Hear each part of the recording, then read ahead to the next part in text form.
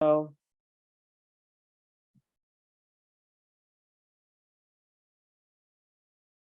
good afternoon, good evening, good morning, one and all. You're joining us today for Cultivating Voices live poetry. I'm your host, Sandy Yannone, joining you from Olympia, Washington. But today our reading is in celebration of World Poetry Day, which is on Tuesday, March 21st. That's all over the globe,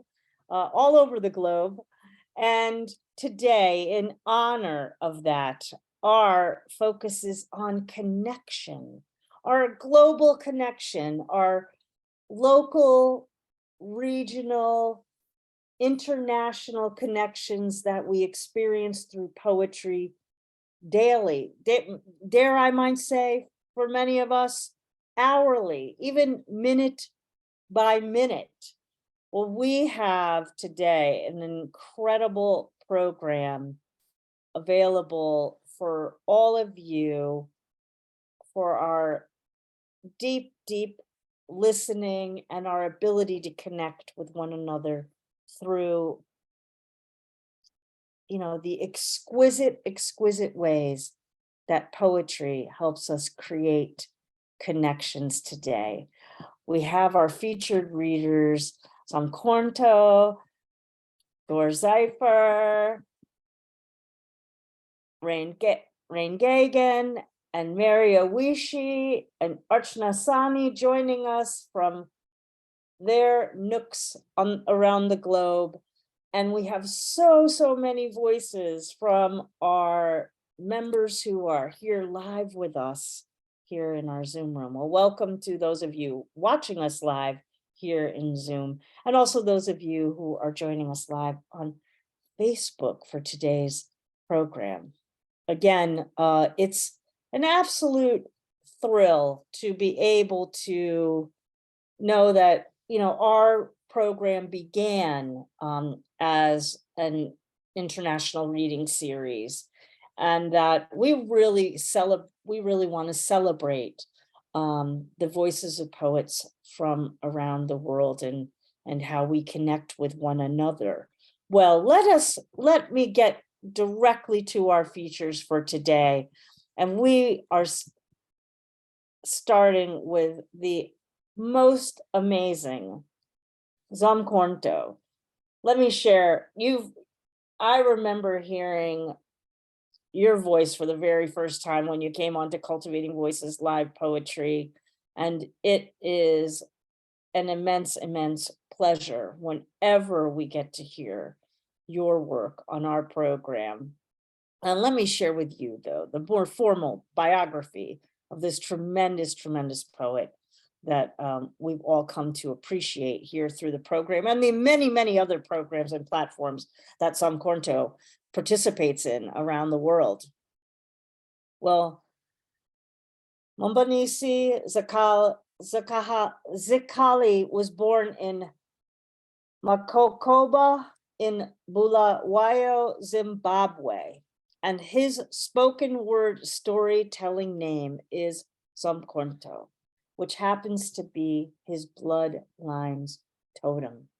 He's a spoken word artist, a storyteller, an emerging playwright, a youth mentor, a qualified community services worker, a grassroots community organizer, and mental wellness advocate. And if you have heard his poetry at all, you can see how his poetry brings together all of those many roles in which he uses the word to support people's lives and well-beings. He's also the president of the board of directors of Art Site Incorporated in Windsor, Canada, an artist-run gallery for contemporary arts. He considers himself an Afro-empath and is driven to ensure that people find joy in the power of words and storytelling. His work was recently showcased at the World Poetry Slam Championships, spoken word video presentations in Brussels, Belgium.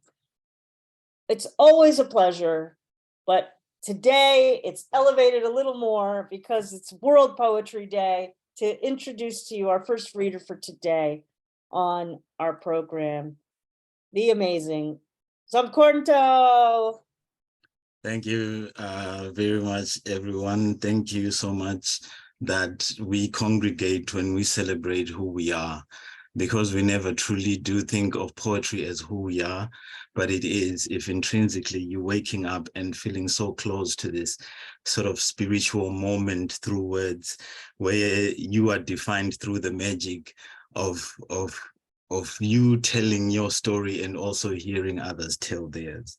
My name is Zomkhonto, and I will read you a couple of pieces today. As human beings, sometimes it seems we are not really connecting, but just escaping into each other.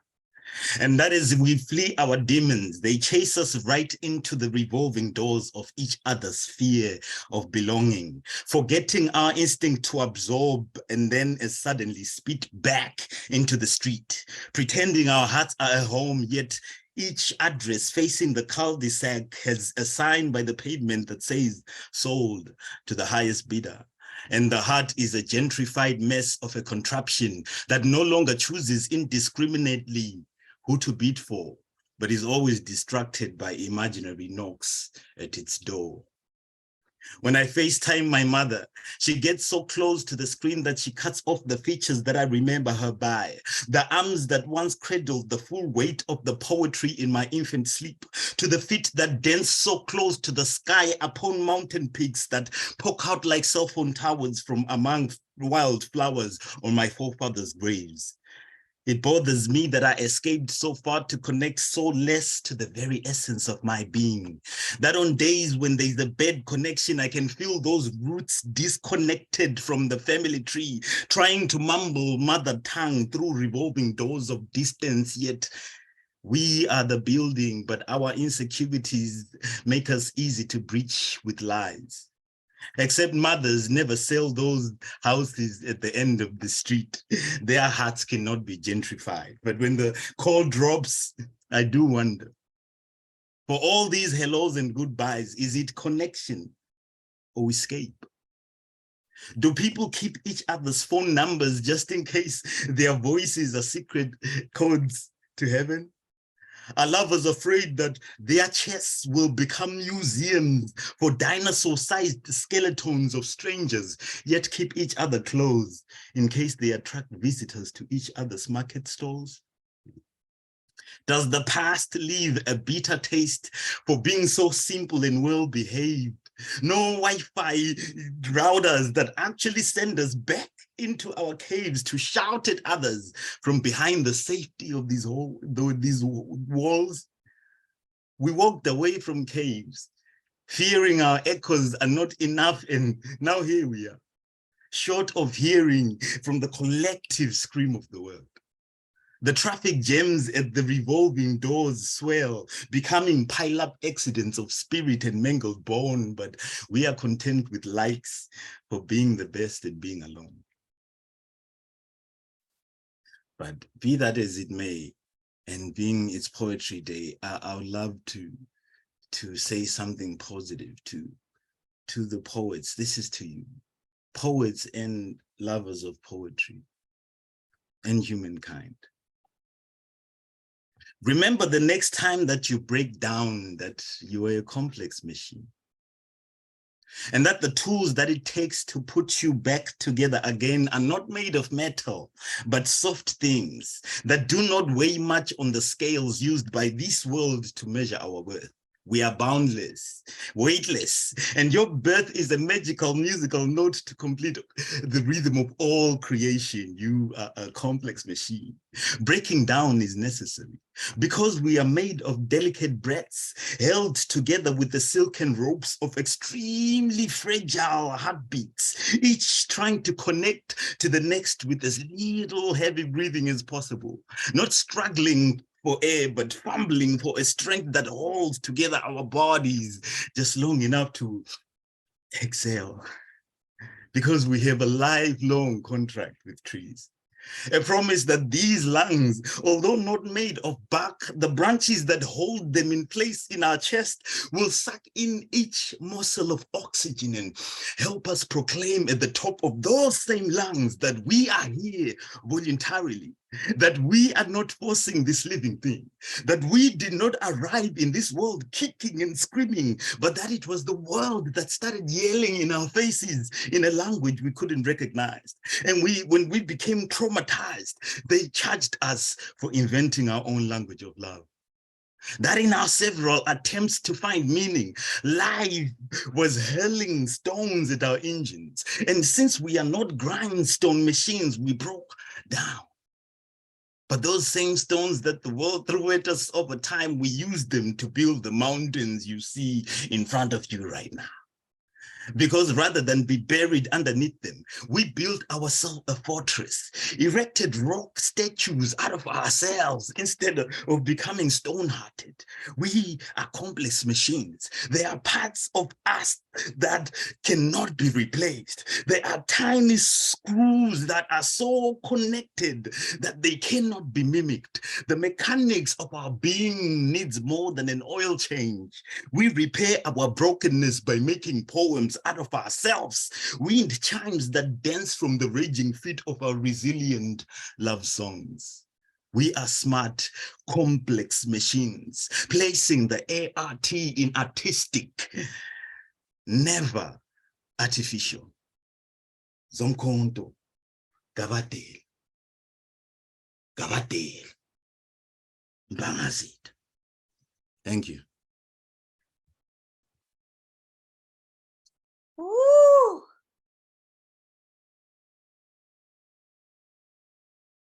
That anthem to poets and poetry, making connections everywhere they go. That's the message from you, Zomkhonto.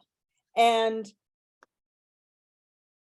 that line from the first poem, is it connection or escape?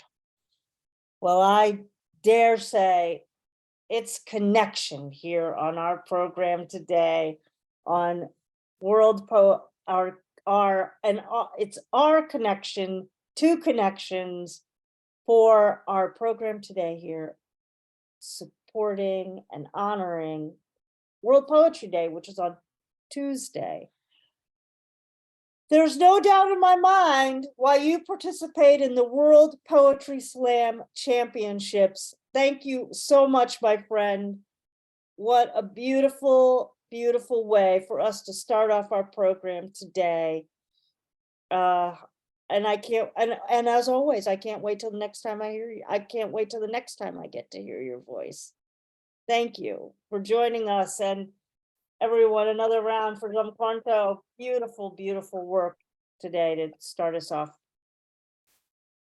Well, everyone, our next poet has joined us a number of times. And honestly, her readings are seared into my memory. Still,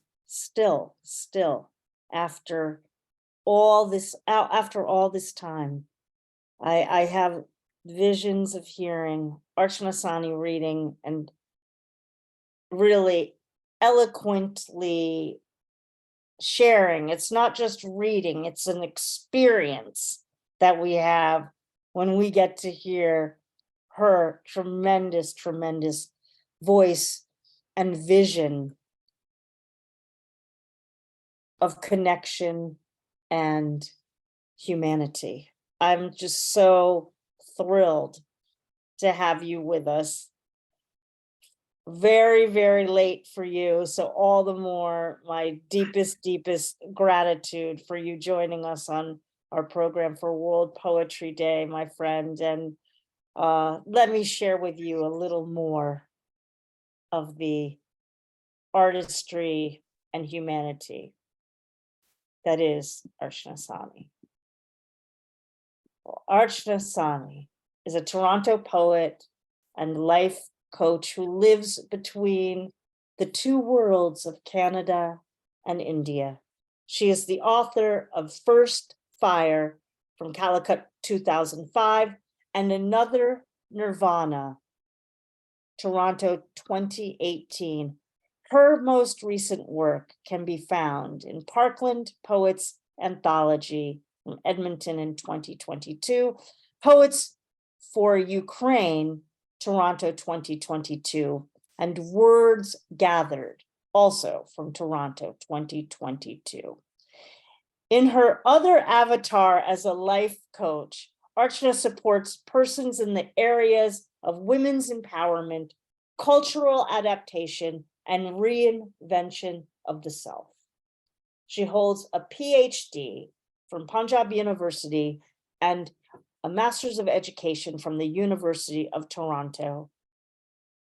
Please do continue to connect with her through her website. All the information is available to you folks in the chat. And it is my deepest delight and honor to connect with you and your words today. Everyone, Archana Sahni. Thank you so much, Sandy. It feels so good to see you. It's been ages, but feels so good to reconnect. Thanks to you, to Kim, to Dawn, and hi to Zomkhonto, fellow Canadian. I loved your poetry. It was so powerful. Thank you so much for sharing your words with such power. And I'm sorry, I have no words. I just really enjoyed your reading. I also want to wish everyone a happy World Poetry Day. And I will begin reading with a poem called World of Poetry. I've never read this, and I haven't published it. It's just kind of thoughts about what the world would be like if everyone spoke poetry, and it ends with with this idea that poetry turns ugliness of the world into beauty. And this is what poetry is about. World of Poetry. Imagine a world where everyone spoke poetry. Would we all then mostly be bad poets and true lovers know love as silence, and mystics vanish into the heart of silence at the first poetic utterance? Go shopping for onions and mangoes, but no need to bring home Shakespeare and Kalidas in a book when he sits on your tongue. Would then each day and the world in the end be a silent film where music comes only in the end? Would the world hurtle dangerously, not towards entropy, but a surfeit of meaning, and people grow weary of profundity? Where would we put all our blunders and the devil of all blunders if everyone spoke poetry? If everyone spoke poetry, would we need to see sunsets and waterfalls and make love? Would our divine madness teach us to relate, or would we be banished from the state? If everyone spoke poetry, would we know if poetry makes things happen? If everyone spoke poetry, perhaps there would be no poetry. Only prose readings where we talk face to face, expressing bewilderment at the ugliness of the world, despite poetry, and the existence of poetry despite the world.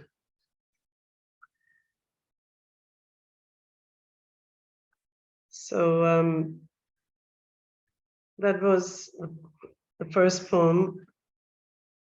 My second poem is a tribute to the host, Sandy. I read this poem I think in your forum, but I wanted to read this today because this is about connection. Friendship is the way we connect to others. So this is a poem which I really wanted to read. Tribute to Sandy Yannone. If our poems were homes and CV Live a city, you would live in a castle atop a hill, not because being host you thought you deserved it, but so that you could see us all better. Some of us need awakening and some need marijuana to expand our boundaries. Needing neither, you bring an ever-expanding heart carrying countries, while next to your smiling face, your hosting hands hold high a namaste, a heart, a teddy bear with equalies. The mysterious portal CV Live I dived into became the magical waterfall of my childhood film, The Seventh Voyage of Sinbad, behind which I found the spirit that soars beyond poetry wings, a finer view of Turtle Island and my beloved city atop your hill. Calling you my friend, beloved friend, is to declare the virtual real. Zoom country makes me your neighbor. I knocked at your door empty-handed. I leave making your treasures my gifts, sprouting beyond time and space. In one hand, I hold leaves of grass transfigured.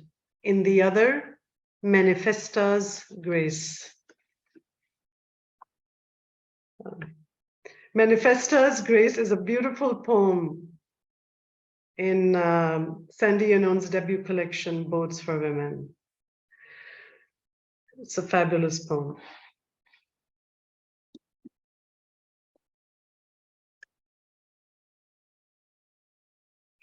My next poem is,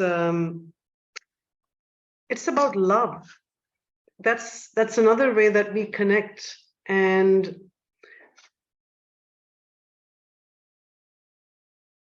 it's a longish poem, so please forgive me if I overstep the time. It's called He Loved a Poet. It has references to my other poems, but it's not necessary to know those poems. He loved a poet. He kept her first and only book, not on the shelf with the others, but at his desk where he could see it. Sometimes he carried it around in his briefcase and glanced at it during casual interruptions at official meetings. If plants could rewrite history and Mirabai turned into Krishna during your coffee breaks, then you could have been mine in this lifetime. But that was not meant to be. Languidly, in the dark of night, Saturn struck out his wise old head from my horoscope lying on the side table and told me so. Some galaxies are never meant to be discovered, only beguiled children in fairy tales. Some lovers are never meant to be had, only loved. I continue to hold on to you and you onto my book. For you, each poem is just a poem. You don't see I'm trying to show you that Mirabai is me, that Emily and Heathcliff are me, that I am Durga and her child, that I keep turning into Christ. You meditate over my words and turn them into mantras. You close your pores to them, they cannot flow into you. When I send you a poem instead of talking to you, you don't see that the morning in the poem morning sprang out of the crucible of you and me. No, I am not Mirabai or plants rewriting history or even Christ. I am only Chekas Milosz, who would not have written poetry if he could have had freedom. I would have never become a poet if you could have been mine. But in the occasional grip of a clamoring muse and in the absence of a Mephistopheles, I cannot stop writing poems. My vocation was given to me by you. I will not write a second book. Make me bookless. Return my first and only book, which you carry in your briefcase, to the fire. Return the book to the fire, because the book that you love so much is in the way of the dreamer who wrote the book. Because the bark-turned paper you carry close to your heart is not my flesh. Throw the book into the fire and set me free, and let me see in its light extinguishing, paradisos vanishing one by one into the black hole of hope.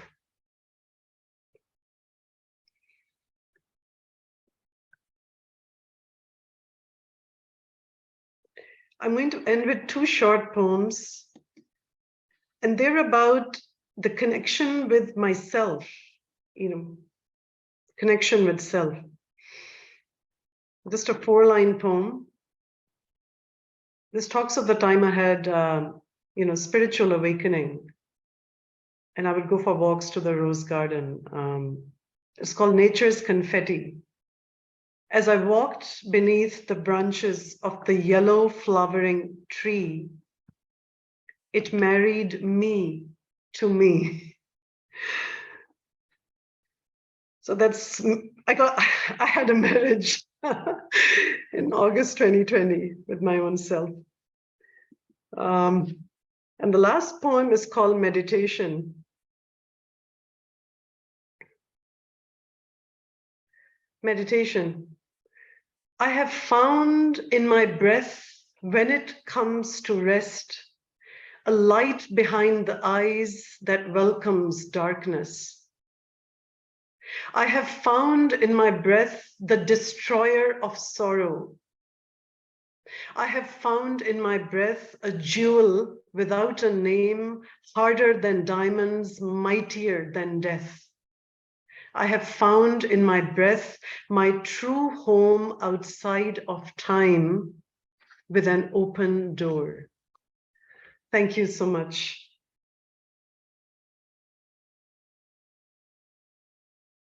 Namaste, Miigwech. Namaste. Oh my gosh. Oh my gosh.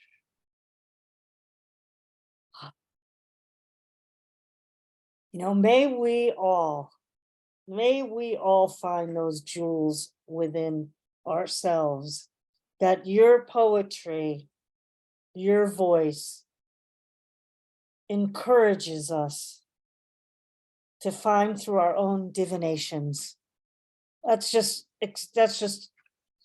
an exquisite invitation to each of us to make the connections, not only with each other, but within ourselves, which is the way that then we can reach out to each other.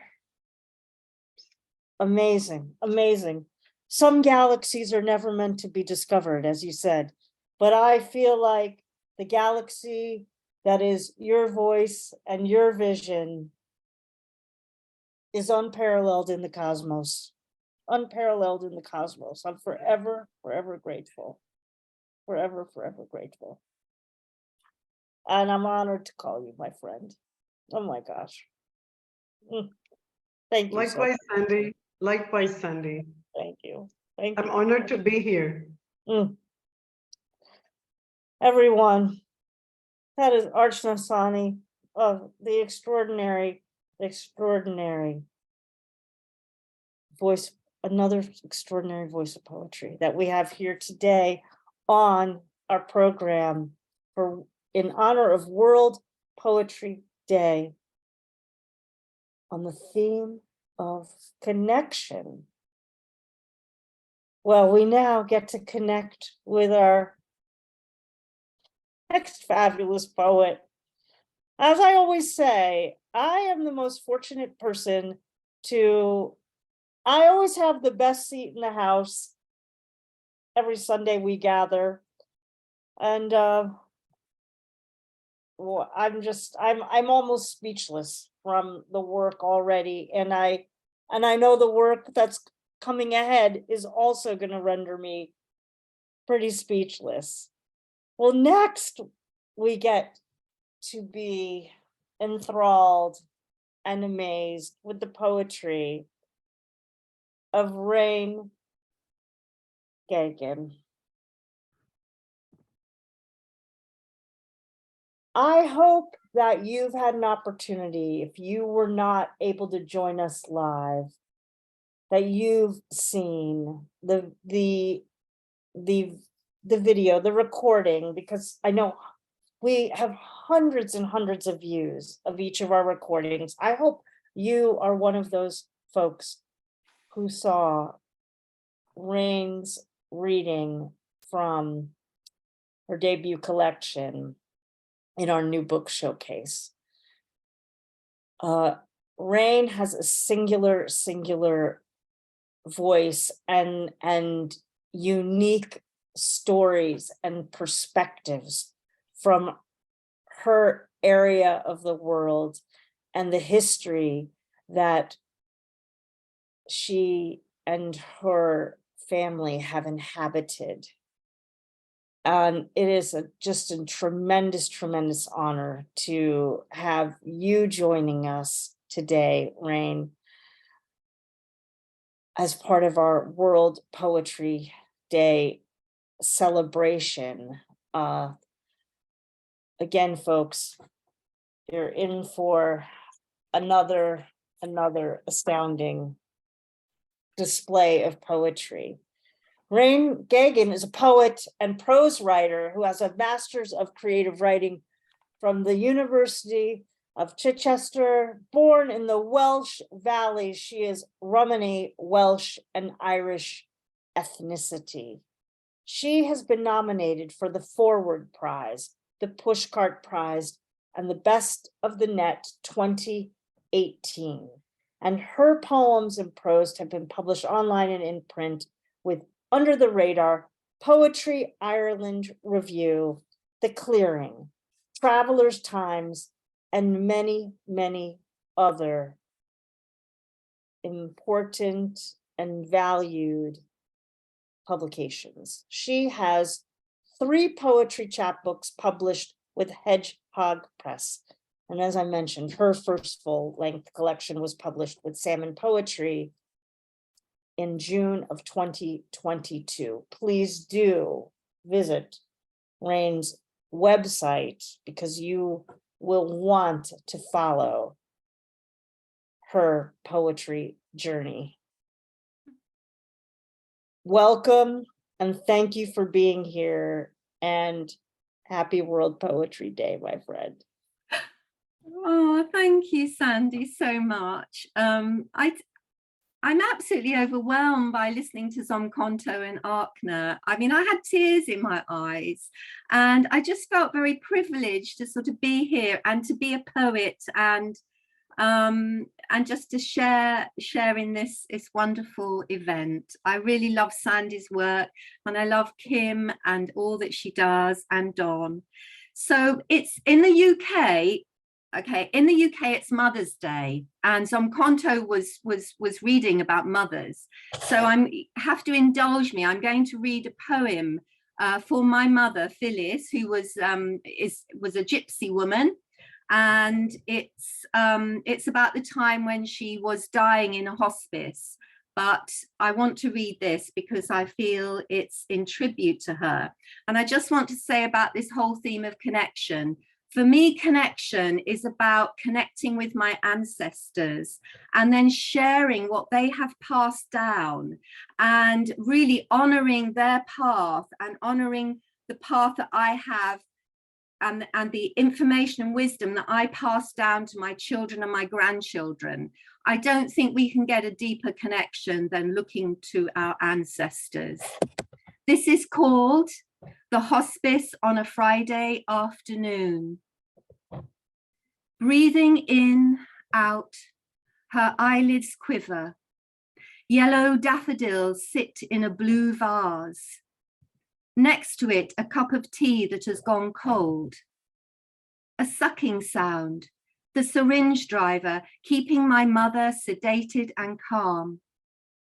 I brush her hair, teasing it a little so that it doesn't look so straight. Her breath takes her further and further into eternity, and as her face softens, it becomes opalescent. Her chest rising, falling, her limbs still. I remember her dancing at my wedding, all smiles and dressed in peach. Her skin glows in the afternoon light. Her beauty deepens like the evening. I draw close, breathing in that deep peace. Safe with my mother, mother safe with me.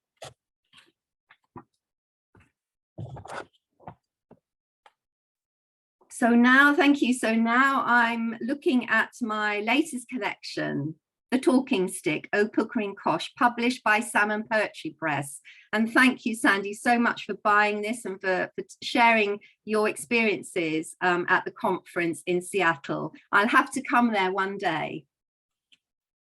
Now, in the old sort of gypsy days, it would usually be the men sitting around the fire, having a smoke, having a whiskey.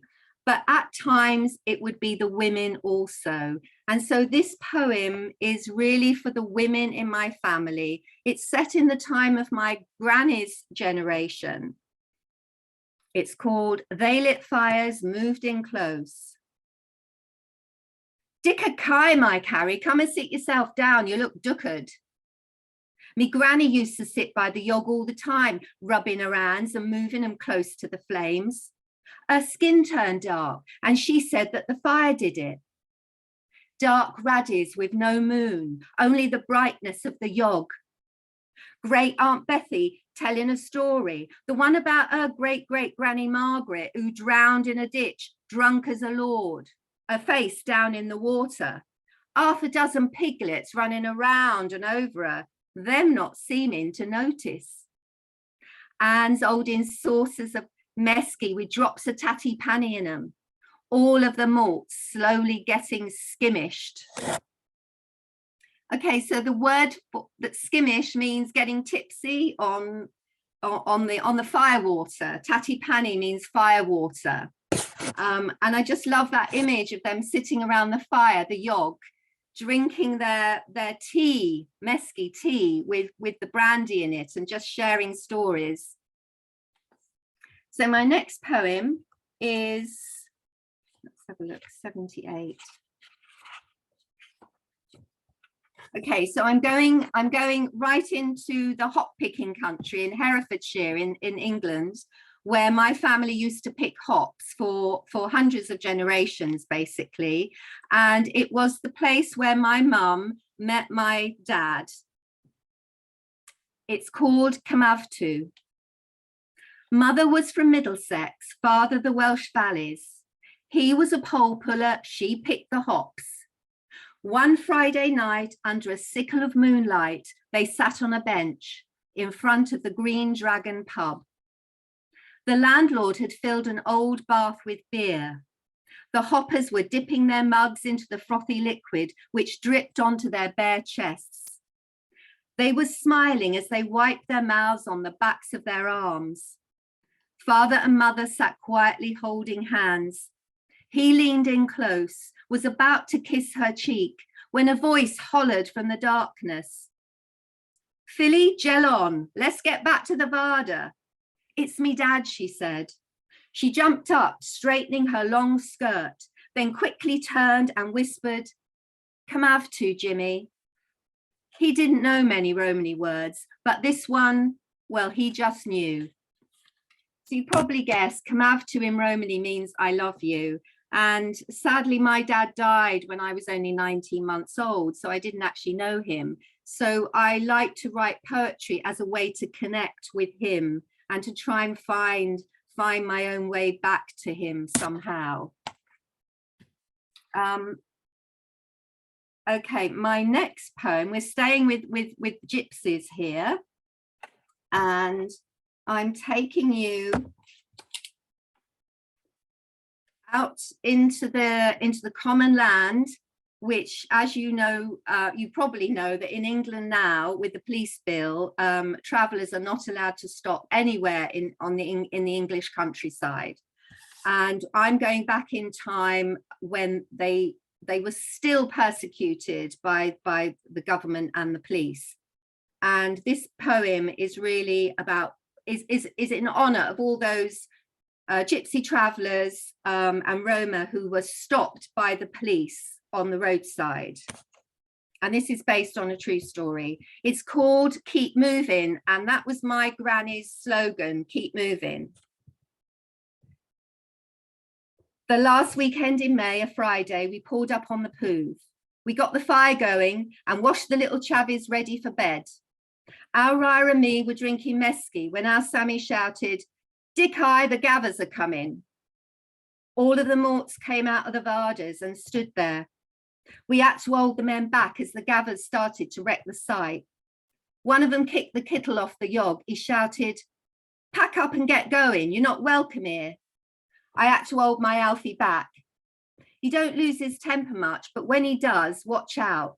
Like that time he smoked a gyro in the yock outside the beer shop, ended up in the cells for a night. It rained hard. We got drenched as we packed up all our covers. The chavvies were crying, the men swearing under their breath, knowing if they said anything, they get carted off. Our Tilda was moaning about not getting her sushi stew. Us morts started to sing. I'm a Romany Rye, a true Didikai. I build all my castles beneath the blue sky. I live in a tent. I don't pay no rent. And that's why they call me a Romany Rye. As the men untied the horses, me and Raya cleared up the rubbish. I heard the gathers say, "Bleeding jippos." My Alfie called out, "The gathers are grunts. Let's gel on, keep moving." We kept moving, but sometimes we stayed put for a while, like when we was op picking or pea picking. I'm a Romany Rom, I travel the drum. I hawk all the day and I dance through the night. I'll never grow rich, I was born in a ditch. And that's why they call me a Romany Rye. All together in the Poov, the best of times. Thank the blessed Lord.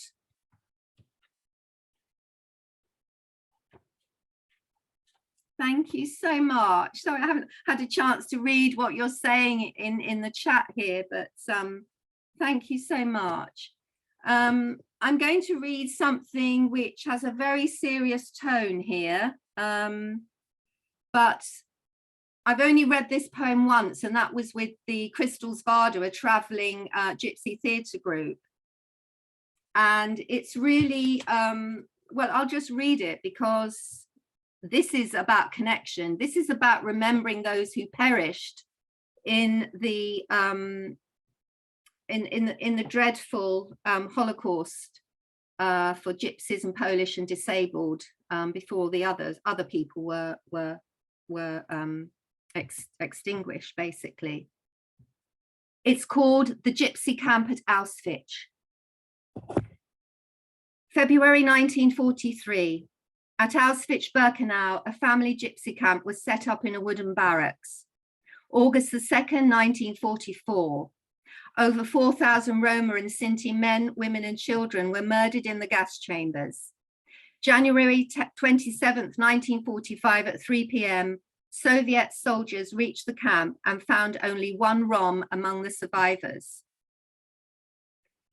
Except for a few survivors, a whole people unique in its lifestyle, language, culture, and art was wiped off the face of the earth. The death of the gypsy nation was more than physical, it was total oblivion. And that's by Azriel Eisenberg from A Witness to the Holocaust. The Gypsy Camp at Auschwitz. The branches on the trees bend and sway. Leaves fall and settle on the ground. Sunlight seeps through mottled clouds and all is quiet. A woman with long red hair picks a blade of grass, holds it up to the light, remembering her husband, the shape of his mouth, how he spoke her name, Narilla. Men kek bissa, we will not forget. An old chal with silver hair takes his hat off, feels the warmth of the sun on his head. His chavo was 4 years old when they were imprisoned. A year later, he was taken and was never seen again. He had dark curls and hazel eyes. Men kek bissa, we will not forget. A Chivali runs into the arms of her mother, who remembers she once had 12 chavis, all had hair the color of the darkest earth and eyes like wolves. Menkek Bisa, we will not forget. Winter birds mourning on the branches, the earth remembering how it has given refuge to the dead. No longer dead leaves trampled underfoot. They have become wild breathing flowers growing in the dust. Thank you. Everyone, that is the singular voice of Raine Geoghegan. And I thank you so much for bringing those stories and those poems of generational connection, the way that, the way that you've interpreted it and brought the word connection to life today with your poems that just keep moving me. And I'm sure everyone here in the room. Oh, again, I'm so grateful for your voice and your poems. And it's amazing constellation of people that we've had here gathered today as our featured poets today. Raine Geoghegan, another brilliant reading. Thank you. Thank you. So grateful. Well, this reading is, as I said, really moving me so far. And our final two features, and then our carousel of our open mic readers. To me, this reading is going down in our own history today, of one of the most astounding. Well, speaking of the word astounding, our next reader is Dor Seifer. And Dor is, to me, the quintessential host. I look toward Lime Square poets and Not the Time to Be Silent. They have been my beacons ever since the pandemic started. And you, Dor and Lauren, you hold up the world through poetry. And you do it also in the shadow of your own work. And so I have so much respect for the hosts, because I know that we're learning all the time from the voices that we are so privileged to get to hear, and that propels our own work. And so it's only fitting that today, as we celebrate connection and World Poetry Day, that we would connect with you, a person that is creating connections every single week through poetry. Again, I'm grateful to know you, and I'm grateful that you're able to join us on the program. And thank you for everything that you do for poetry. And now, our more formal biography. Dor Seifer is a poet based in Limerick, speaking of places in the world, one of my favorite places in all of the world. She founded and runs the online poetry series, Lime Square Poets. Dor has been published in Abridged, The Banyan Review, Ink, Sweat, and Tears, The Waxed Lemon, and in Daedalus Press's Romance Options Anthology. She's been a featured reader for Over the Edge, hosted by our dear Kevin Higgins and Susan Miller DeMars, and Not the Time to Be Silent, and on the Eat the Storms podcast, this great new platform. In 2022, she performed at the New Writers Showcase as part of the Court International Literary Festival and received an Arts Council Agility Award. I am so happy for all of your writing success because you, again, elevate the voices and the success of so many poets. Thank you for joining us today. Thanks so much for having me, Sandy and Kim and Dawn. This means the world to be here and to connect tonight with all of you. I'm going to start with a poem called We Cage the Wounded. And this is the first poem that I ever published. It was published with Skylight 47, which is one of my favorite magazines based in Galway. We cage the wounded.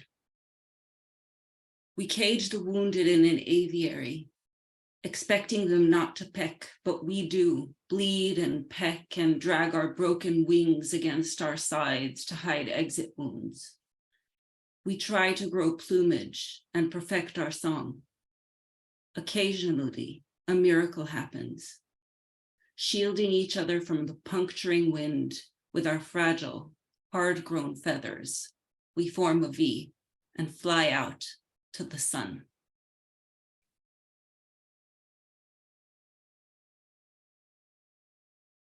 This next poem is called Visit, and it's dedicated to a very, very good friend of mine.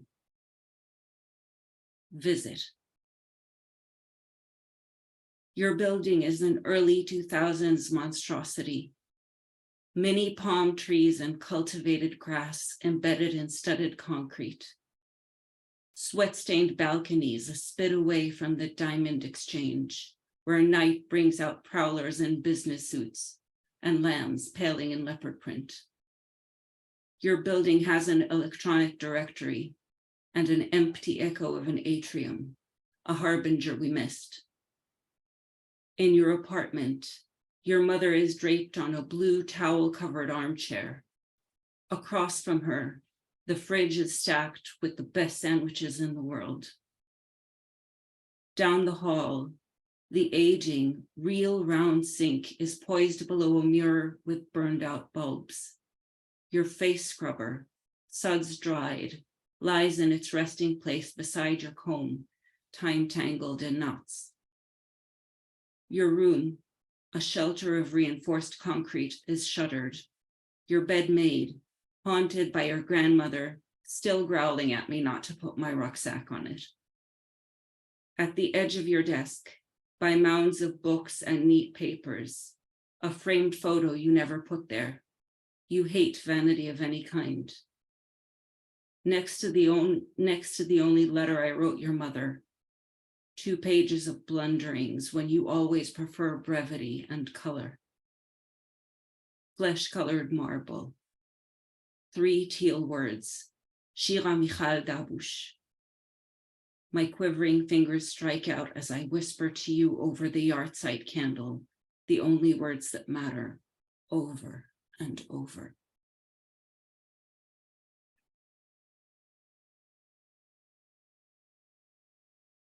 The next poem I'm going to read is dedicated to my husband, Owen.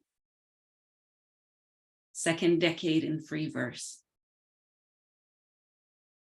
Life isn't a cocktail party in the perfect vintage dress. The moths ate that long ago. Marriage isn't a moonlit walk on the boulevard. Leave the gobo of mystery, the river gurgling at our elegance. Our covalence is the meter of the mundane, your snores filtered through the ceiling. Our consonance is checking your ears for wax, inspecting the corners of my mouth post-coffee. Our romance is a walk in Dublin after the rain regressed it, freeing it from tourists. Our scansion is your knowing the cruxes I will reach before I do. An echo at the Spanish Arch. You shoo away gulls while I eat chips, standing in a puddle. You grant me your coffee dregs, finish my cooling single. We share the crash of waves, the shapes and cloudy skies.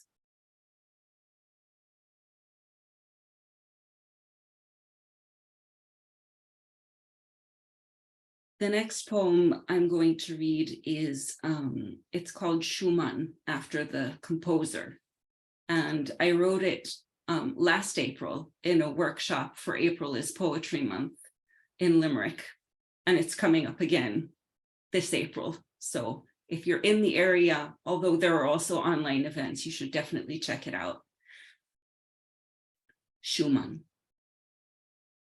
Before the Sturm und Drang, the churn of play, lull of swing, blow of phrases, before the injury, the stretch of fingers, curl and extension, before the weighing down, man and his piano, the hit of mallet upon string, well-tempered aim within a box, predictable patterns of sharps and flats, before they join polyphony, before Clara.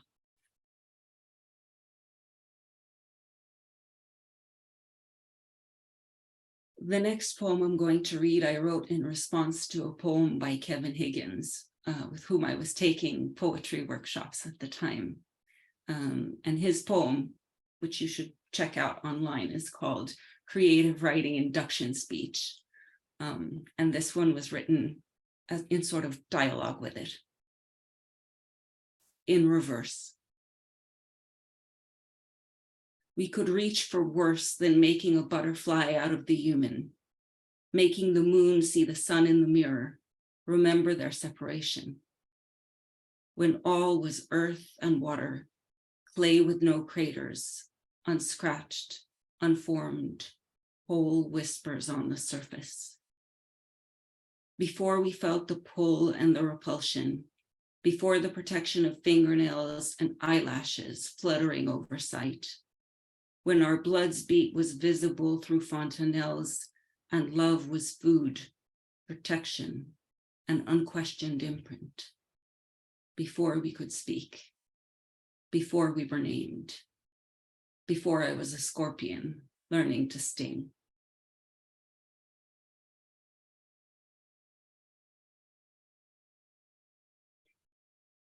The next poem I wrote during the pandemic when I was watching my backyard.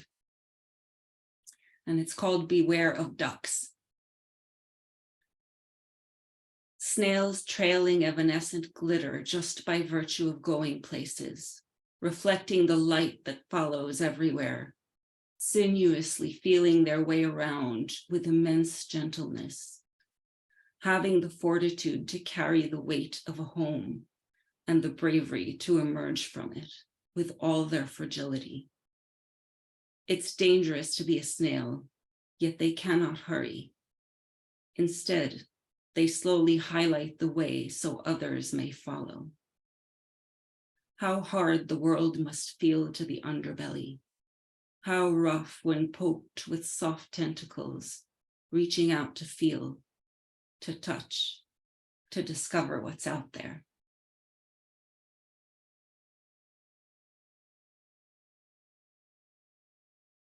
Just going to have a sip of tea before my last poem.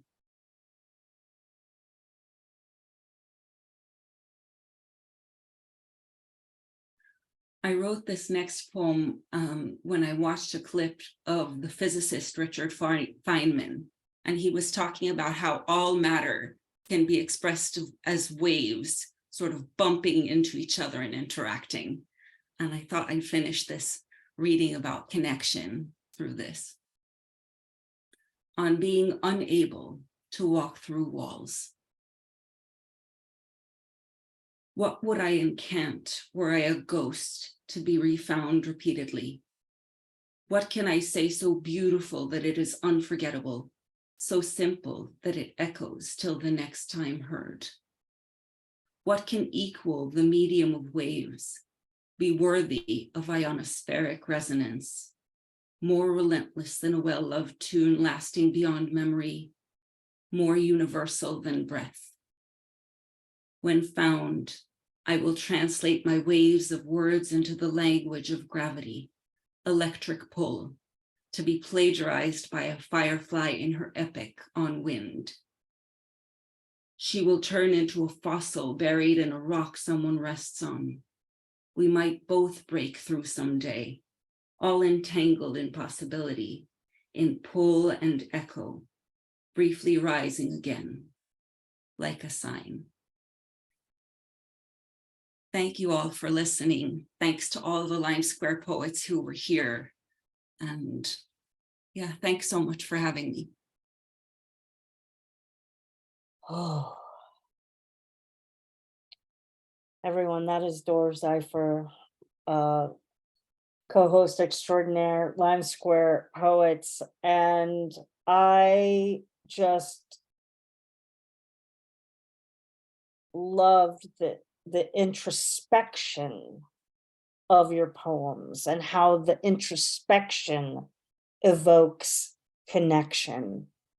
I was just taken and mesmerized by the work, honestly. And I can't wait for your collection. Like I'm the first person in line to get that book. Like I'm coming over for your launch, like all of it.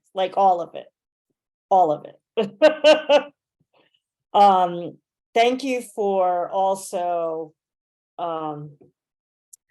reminding us that next month is Poetry Month, not only here in the US, but I've had the pleasure to participate in events in April is Poetry Month in Limerick.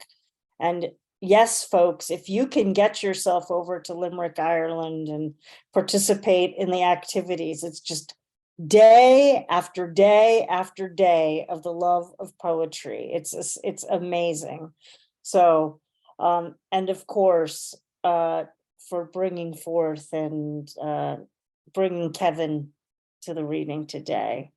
I had the opportunity at AWP to read a poem and kind of dedicated it to him, as well as this past week was reading some poems, and I keep bringing up his name wherever I can. So thank you so much, everyone. Just as I said, the astounding, the wonderful Dor Seifer. I'm so honored that you are in the community of poets and elevate so many. Thank you. And we'll see you again very soon. Our final featured poet, we first met. Now it seems, well, it is years ago. It is years ago. I was going to say it seems like years ago, but it really was years ago. As one of our featured poets in our Laureate Love Fest. And it has been a love fest with Mary Oishi ever since. I can't think of a better closer for our featured poets today on World Poetry Day than Mary Oishi, who has been doing, as Audre Lorde would say, are you doing your work? Mary Oishi has been doing her work for these past years as the poet laureate of Albuquerque, New Mexico. And it's been an incredible journey to witness and partake in all the ways that she has cultivated connection in her communities. Well, Mary Oishi is now Poet Laureate Emeritus, I should say Emerita, of Albuquerque from 2020 to 2022. She served her entire term during the pandemic and kept poetry deeply alive in the Albuquerque and beyond communities. Mary is the author of Spirit Birds, They Told Me from West End Press, 2011, and co-author of Rock, Paper, Scissors from Swimming with Elephants Press, 2018. Her next collection may be my favorite title of all, books, Sidewalk Cruise Ship, which is forthcoming from the University of New Mexico Press. Her work appears in numerous print and digital publications nationally and internationally, including in translation. Oishi served as the instructor for the University of New Mexico, Valencia, and Tao's Writers Conference, and as a poetry mentor for Kundiman. Her poetry was recently taught in Santa Fe Public Schools, followed by a reading for the students at the New Mexico History Museum Auditorium. And trust me, my friends, this is just a sliver of the ways that Mary makes connections wherever she goes. Thank you so much for being with us, Mary. Oh, wow, Sandy, thank you. It's such an honor to be with these amazing poets today. Thank you all so much. My first poem will be a connection that I made that was so important to me. I got to know my Japanese mother, who I was taken away from as a toddler, and I got to know her 2 years before she died. This is called Tokyo Untold. You never said they use napalm. You never told me that, Mom. The day I found out in an email was the same day I came down with the worst flu I had in 30 years. My coworkers said I looked ashen. I know I didn't quite make it to the commode. I was retching. God, was I sick. They used napalm. You never told me that, Mom. Aunt Haruna told me and your mother, we were watching our neighbor boy. He went crazy with all the bombing. He kept going out and waving at the airplanes. Me and your mother, we were watching, laughing at him. He was so crazy. Then somebody leaned out of one of the airplanes and took his head right off with a machine gun, tat, tat, tat, tat, tat, just like that. Then she laughed that laugh that used to enrage the soldiers in Vietnam. You know that laugh, Mom. Like it's all too horrible, like you either run out and wave at airplanes or your two sisters howling from across the street. You never said they use napalm. There's a lot you never told me, Mom. What you did say stays with me fresher than September 11th, though I thought of it again that morning when I saw the people running terrified, their faces full of ash. What would they do if it was all of Manhattan, I thought. If the planes kept coming, then they'd know what my mother knew. The morning's shocking news sinks down in the guts by afternoon, and for me, every afternoon is still the afternoon of that day you told the story. I'll never forget it if I live to be 100. We just had quite the day in Japantown, you telling the shopkeepers, "Domo arigato." I used to buy lots of tapes with just one music, you said. But then he'd tell me, "Why you not get this one? It have 20 music, more cheaper, most cheapest one." So now I buy this one tape, get 20 music. We go have sushi lunch downstairs by the moat. I watch you stack your tiles, amazed that such a tiny woman can eat so much. It was delicious. It was a good day, Mom, remember? On the Bay Bridge, I asked that fateful question, the one my brothers never asked. What was it like, Mom? The war, what was it like? Oh, the planes just keep coming all night long, never stop. I was running through the streets everywhere, buildings on fire, whole city burning. I was jumping over dead bodies as I run. Girls my age, old people, little children. I not know why I was running. Anywhere I run to, just as dangerous as where I run from. I just run in sheer terror. Nobody could clean anything up, and the stench, it was the worst smell I ever smelled. Worst smell you could imagine. I just keep running and telling myself, I've got to live. I told your sons the night before you died, but I didn't say anything about napalm. I didn't know they use napalm. You never told me that, Mom. I guess you couldn't remember, or maybe you never knew. It took so long to tell me anything at all. Right. I find myself, when I go through the streets of Albuquerque, driving usually, that I find myself kind of connecting with the people who live on the street. And I think it's important that we poets connect with more than the people in our personal life, because we are the universal truth tellers. So anyway, I don't know if you're old enough to know the poem Low Spark of High-Heeled Boys, but this is a takeoff from the title, High Spark of Low-Heeled. There she is on the corner of Broadway and Lomas, dancing, wrapping her arms around herself, throwing them open to the sky, shouting commands to the drivers waiting for the light to change. Grand sweeping motions for them to go, go, back to dancing, wrapping her arms around herself, throwing them open to the sky, singing out the descriptors of her jumbled world to the indifferent day. She's out of her mind, they think, a fleeting dismissal, green light, and they roll past, glad their doors auto-lock. I miss the first light. She makes no eye contact, calls instead to the drifting cloud that pays no mind on its way to the mountain. What trauma put her there, incoherent on the corner? What horrors made her hold herself abandoned, spinning out back in like that? What keeps her dancing, embracing herself and reaching, still sparking too high to step off the curb? And this is another one, and this is actually the title poem from my new book, yet to be released. It's called Sidewalk Cruise Ship.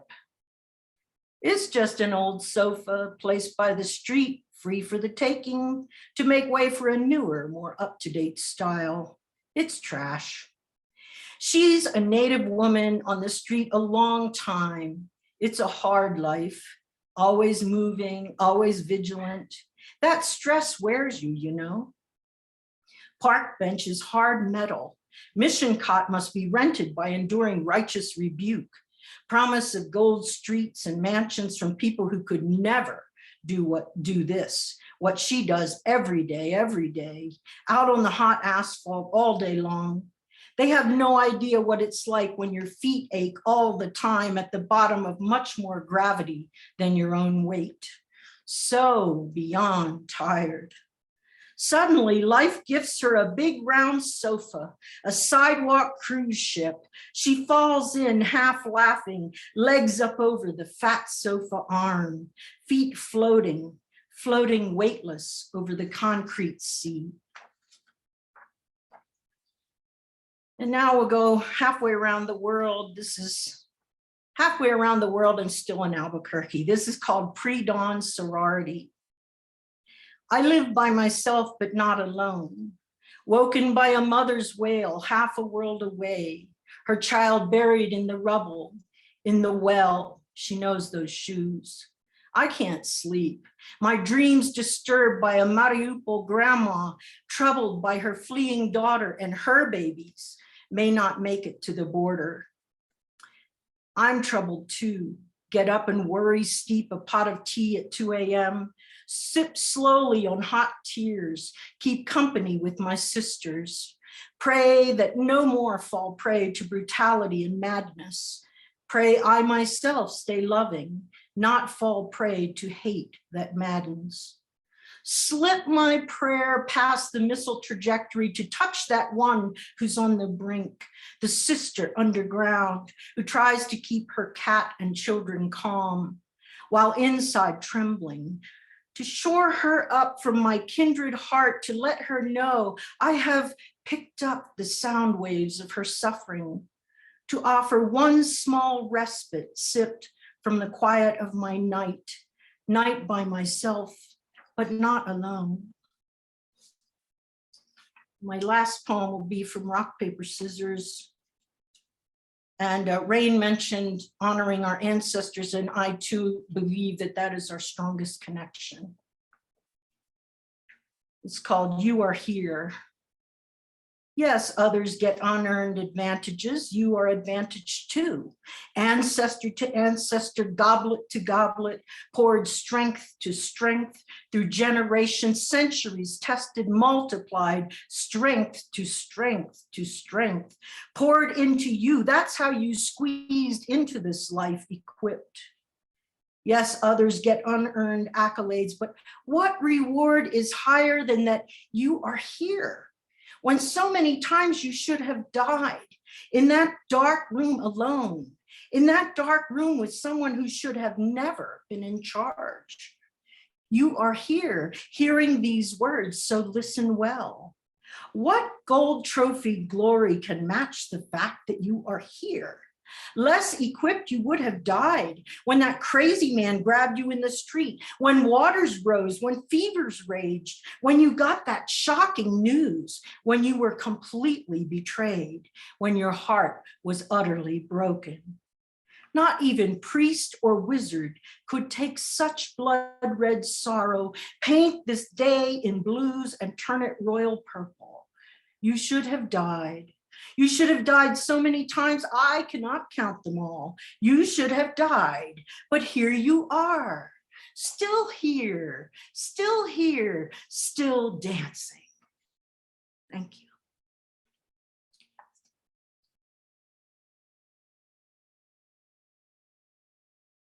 Oh, wow. I love the way that you, Mary, move a community, move a room of poets, like with your voice and your words. I mean,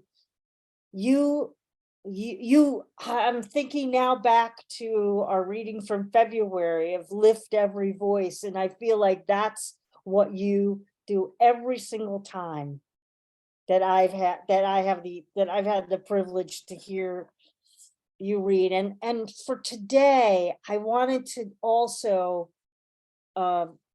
remember another connection that we made here through you on the program, and bring bring the voice and poetry in the name of dear Janice Merikitani, whom you and Tanya Kohong Yes.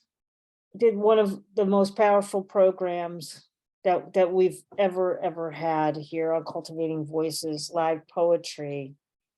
And again, in thinking about the important connection with our poetry ancestors, our poetry mentors. And I was actually looking through some papers here in my house and of a connection of a listing of significant poets of the 20th century.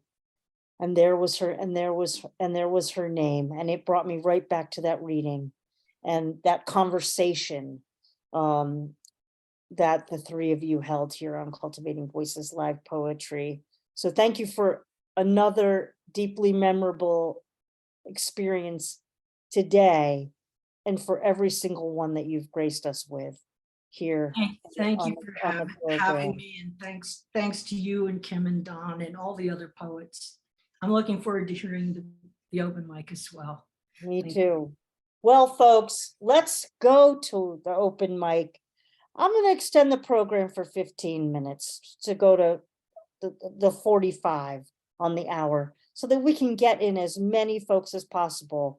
And oh, what a reading from our featured poets. What I love about our programs, of course, is that any single, any of our open mic poets any day of the week could have and will be a featured poet on the program.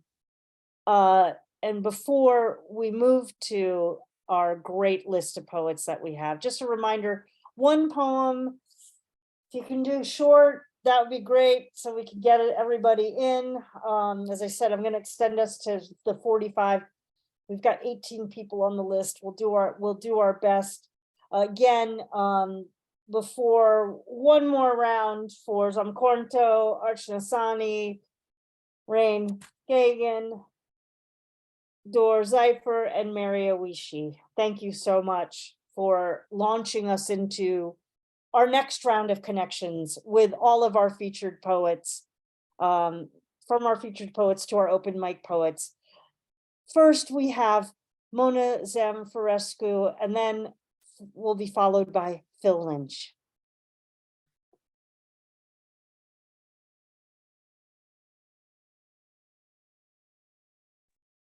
Thank you. This is my first time, so I hope you forgive me if I stumble.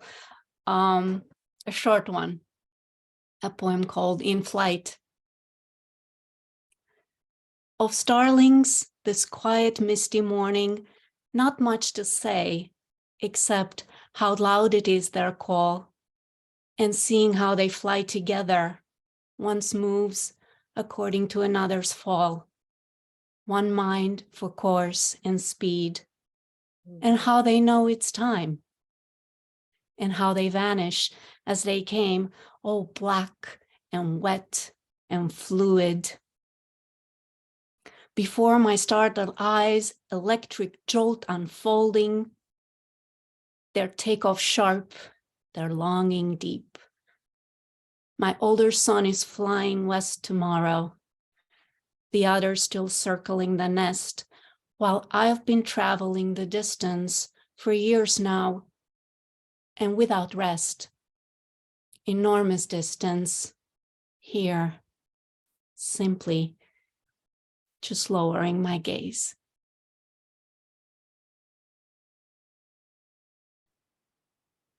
That's beautiful. You chose a great reading to be your first reading. Please, please come back and read some more of your beautiful poetry. Oh, I look forward to next time. Thank you. Thank you. Oh my gosh. Well, that's what happens here on Cultivating Voices Live Poetry. We get to fall in love with poetry over and over and over again. From the very first time we hear someone to the joys that we have in hearing them a number of times. So, exquisite. Phil Lynch, glad to have you with us today. And Phil will be followed by Rosie Barrett. Thanks for being here, Phil. Thanks very much, Sandy. Delighted to connect with you all from Dublin, Ireland this evening, St. Patrick's weekend. I've narrowed it down to this short piece, which is, well, about connections and maybe more so disconnections, but it's called Disconnected. It's from my collection. Disconnected. They are out of reach now.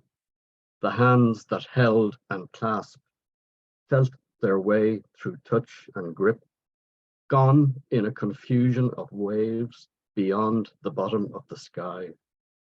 No tap of fingertips on far-off keys, no image flashed on screen from distant lenses can bridge the gap, can match the perfect imperfections of the touch, the feel, the grasp of hands we can no longer hold. Thank you. Oh, it's Phil Lynch, everyone. Fabulous. Thank you so much. We missed you at the AWP. I hope you'll be able to come over soon. Yes, hopefully next time, maybe. Yeah. All right, everyone. We get to hear next from Rosie Barrett, followed Hello, everybody. by Harvey Hi. Soss. Thanks I'm for being with us. delighted to be here. I'm in Devon, and I just want to congratulate the Irish diaspora on the Grand Slam. You did it. Anyway, this one's a bit more formal than I usually do. It's a villanelle, and we were in Venice and saw the it's a granite sculpture by Anish Kapoor. It's beautiful. It's called Big Bang Ballet. Who would have thought before the start of time that one day in Venice, a little girl would be bewitched and find this rock sublime? Black granite captured at the Guggenheim. 2 glossy concave mirrors made her twirl, dart up, reflecting upside down each time. We sit, watch the watchers. Our spirits climb. The child is not the only one to whirl. Inverted, dance before the rock's old spell. 2 lovers lose their cool, pose in line. He leans towards her, backs off, just to return. A courtship dance, stepped since the start of time. An older woman softens, smiles, and finds her grumpy husband start to lose his surly frown, and sees, head cocked on one side, their mirror image, self but not self.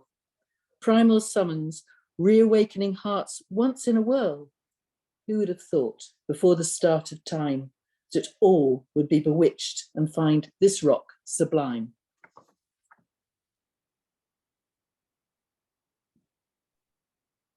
There is nothing like a villanelle. There is nothing like a villanelle. Thank you so much, Rosie. Great to have you with us today. Thank you all. Contribution. Thank you.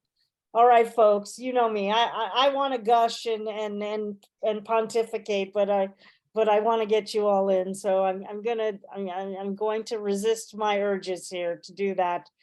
And we'll move to Harvey Soss, followed by Michael Durack. Okay. Can you hear me? You sound great. Thank you. This is called Falling into Grace. When she tossed the child down to us, its onesie smoking, its diaper pin almost too hot to touch, we watchers drawn away from our television sets to the 3-alarm blaze, catnip for fire trucks racing each other for a parking space, implored her to take the 2-story plunge necessary to reintroduce infant to mother, calling out prayerfully to her as meth heads do their dealers, someone having snatched an oil-stained blanket from the trunk of his car to be employed as a safety net. Never expecting to have to coax a hesitant Madonna, flames licking at her nightdress off a ledge. Interventionist cries of jump, jump, tugged at her on the sill where she stood still, begging her not to leave the baby motherless, not daring to mention the melting point of flesh, the difficulty one so young would face sucking milk from a dead breast. The maladroitness of being remembered as a Joan of Arc with no point to prove.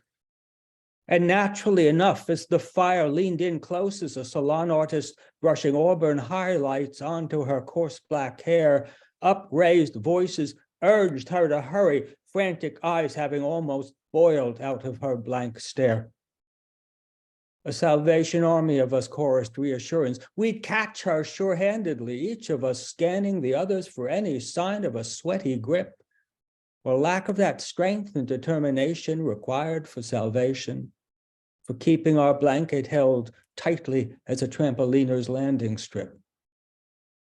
It may have been guilt that kept her pinned so long in stasis, a sleepover with a smoking hot Marlboro man having gone wrong, a short in a rusty space heater left unattended, yet innocence incarnate, no one but the hardest-hearted misogynist would have wanted to see her flambéed.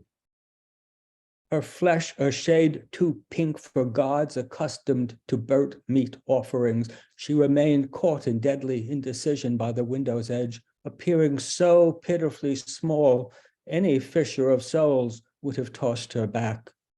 Accelerant conscious fire marshals afterwards splitting the blame evenly between faulty wiring and a fault in her stars.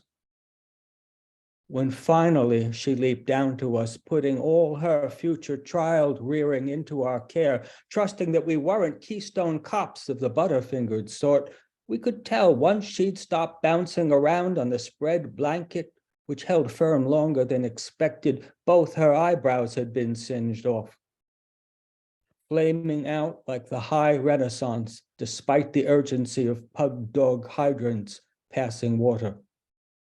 with mother and child safely landed in a cat's cradle of helping hands, the latter exhibiting fire's eagerness to be fed. Titian, a master portraitist, couldn't have painted it better. The fallen Eves, angels, all too rarely receiving such a second chance. Thank you. That is quintessential Harvey Soss. There it is. The Artful Dodger. Please check out the next reading. It's in the chat. The Artful Dodger reading series. And thank you so much, Harvey. Great to hear you today in our celebration of World Poetry Day. We will get to hear next from Michael Durack. So great to see you tonight. And followed by Joanne James. Hi, Sandy. Great to be able to join you. Thank you. My poem is from my forthcoming collection, which is, the collection is entitled This Deluge of Words. And the poem celebrates a remarkable connection from the mid-19th century between the Choctaw Nation of Oklahoma and the starving Irish of the potato famine.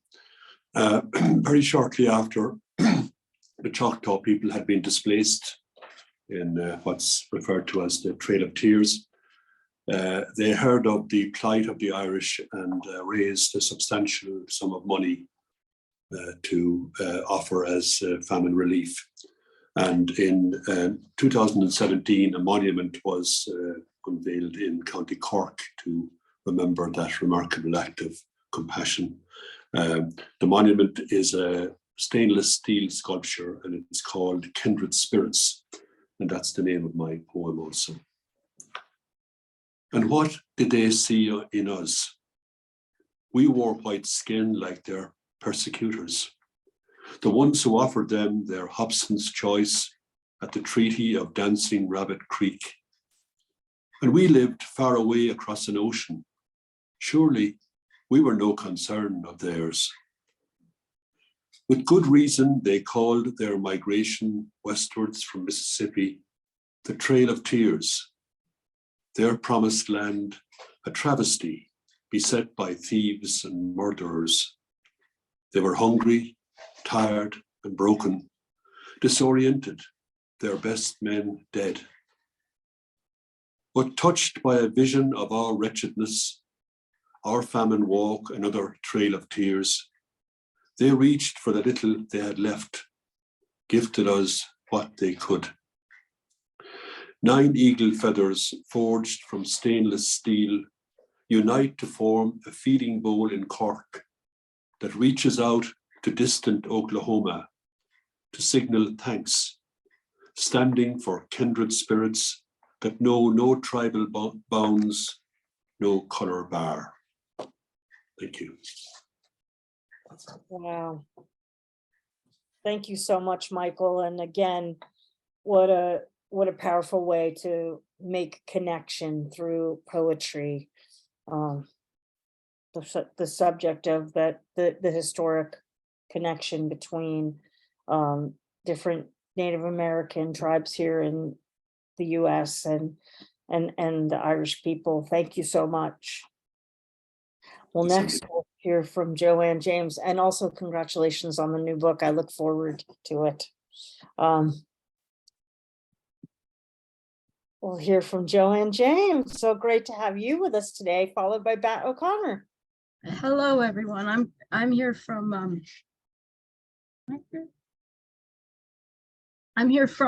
Eugene in Oregon.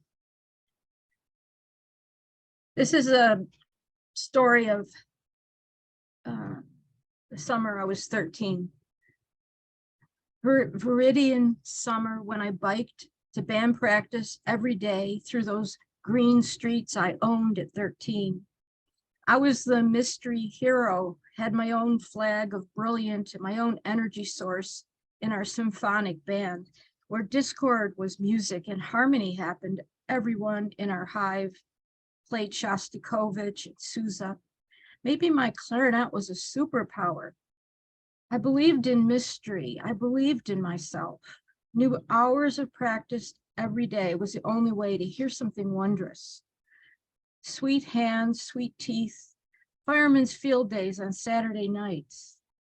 I was a believer in my place in the universe, that free ride on the tilt-a-whirl. Thank you.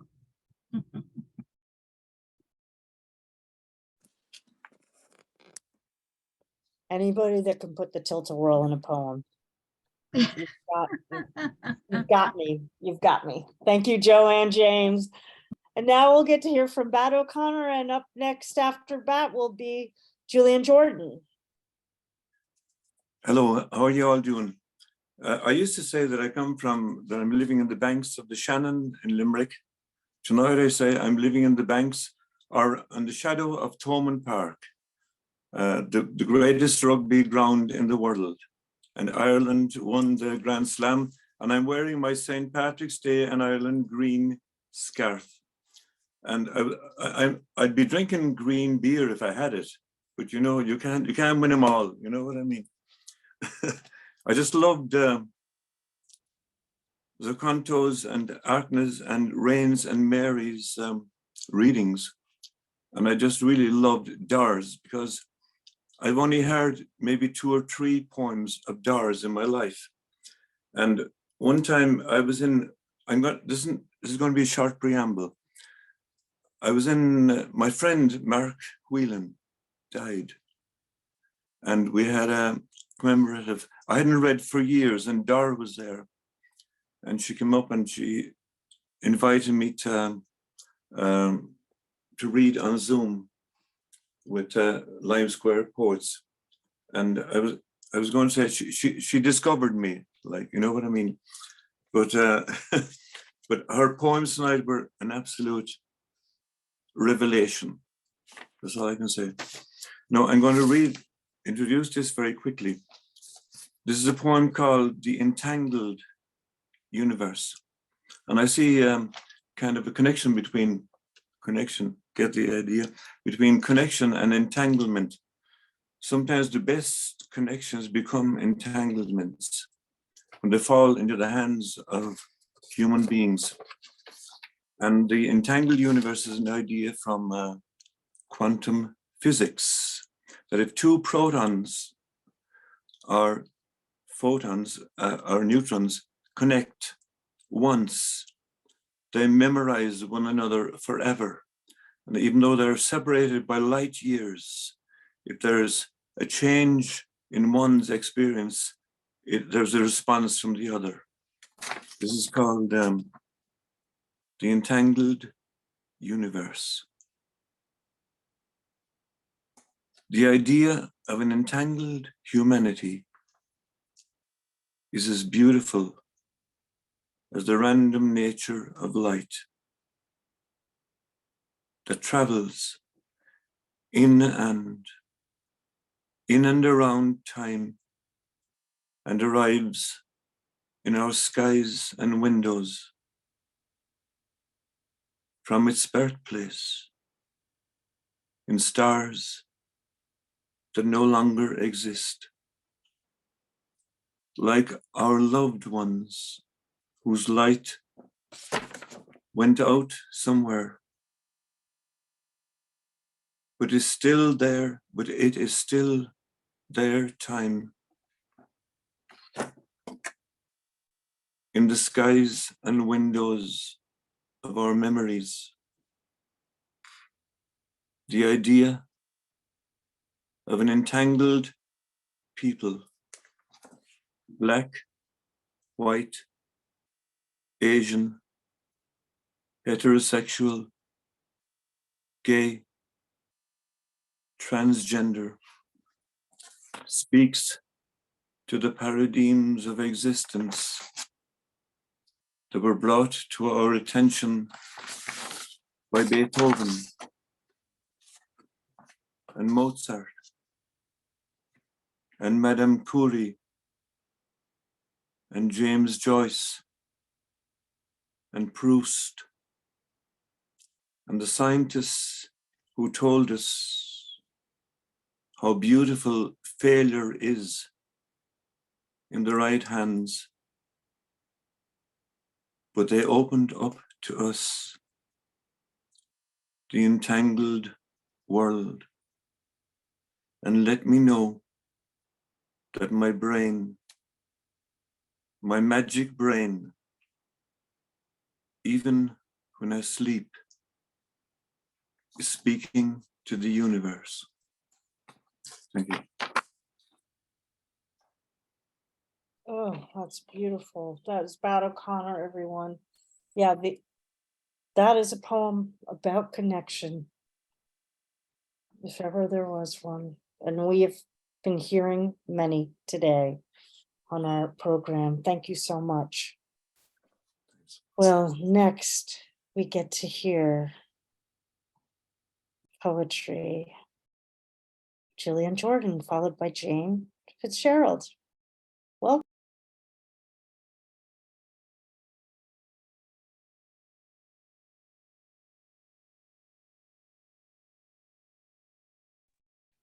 Hello. You sound great. Oh, right, I'm there. Oh, okay.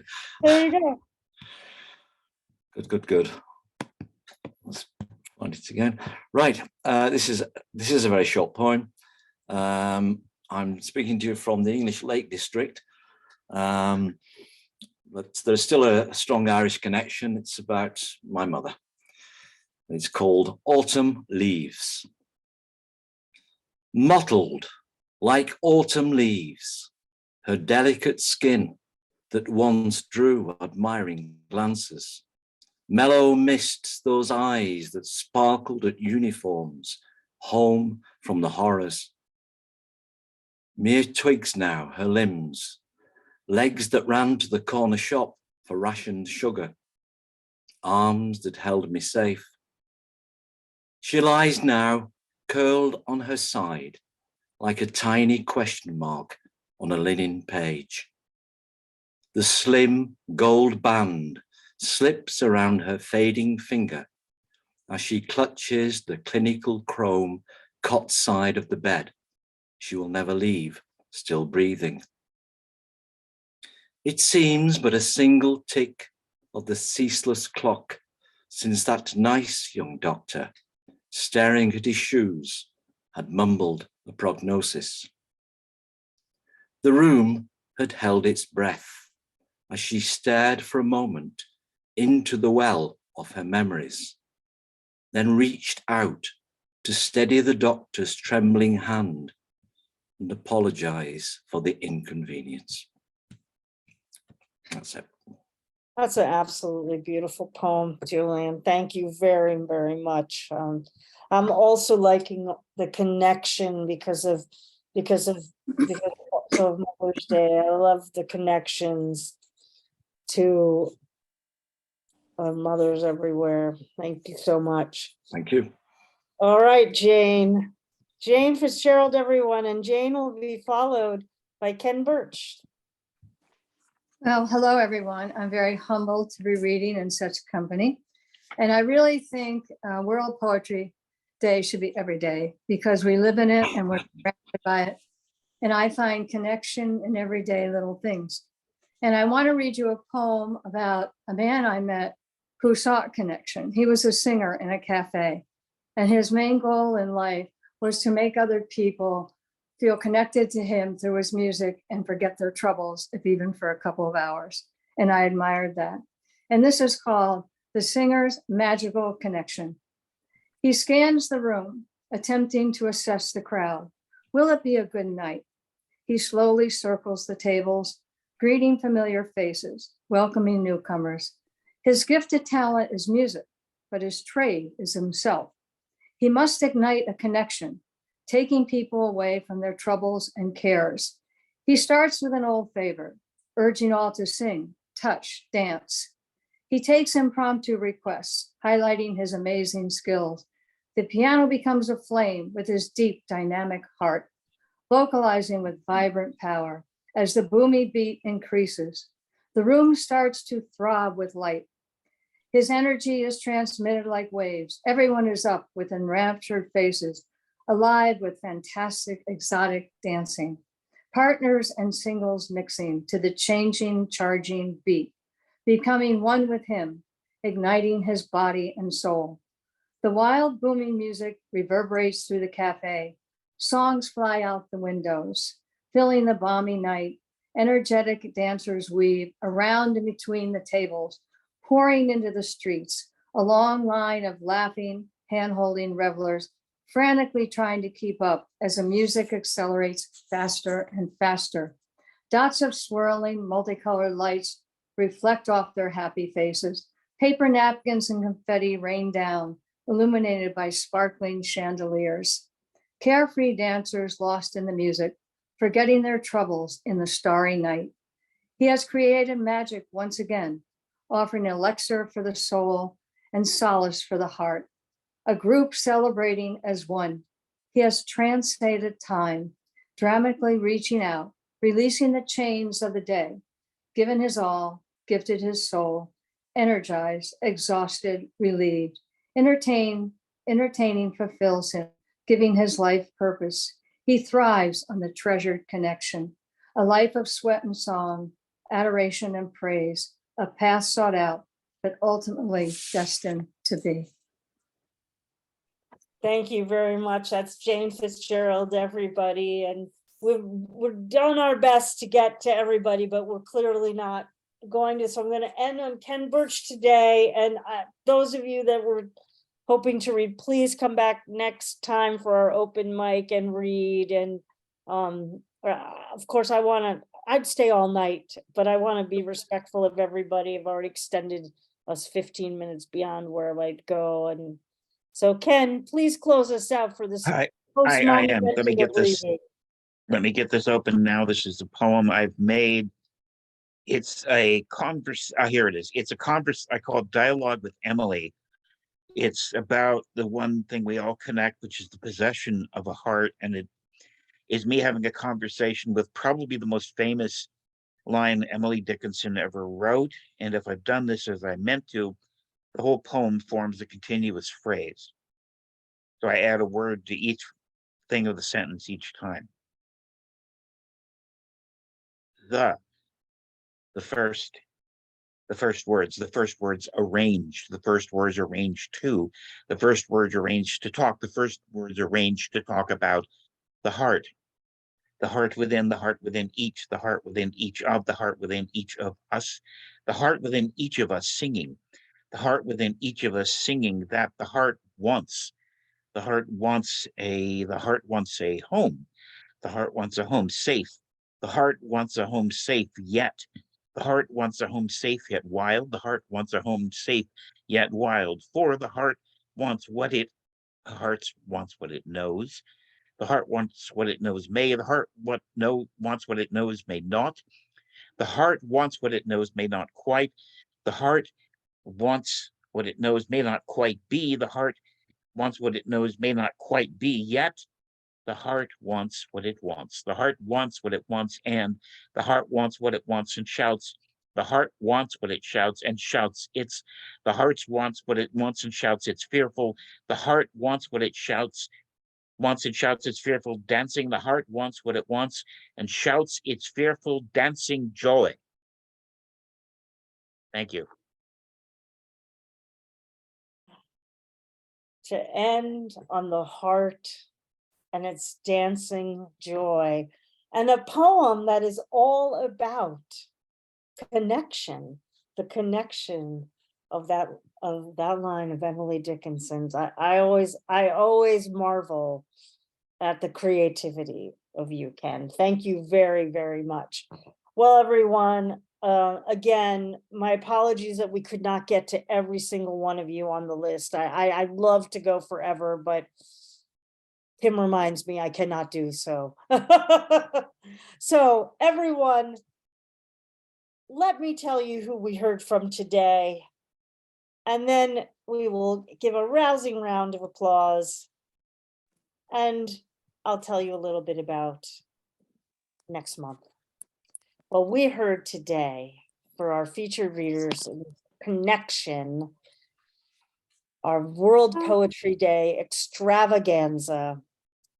We began the program with our features Zomkhonto, Archana Sahni, Raine Geoghegan, Seifer, and Mary Oishi.